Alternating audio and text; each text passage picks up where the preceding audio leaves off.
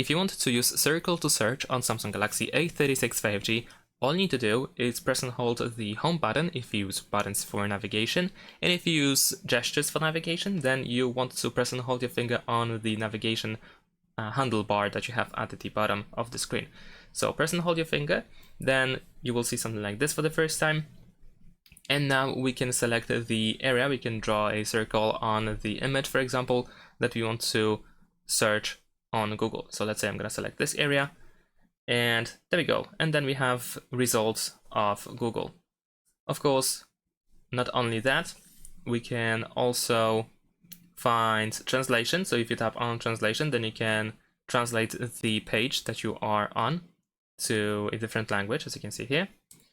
And that is essentially it. You can also simply tap on the text or on the screen in order to search for something from the screen instead of selecting the area. If circle to search is not working for you, you must check if it is enabled. Therefore, go to settings. Over here, go to display settings.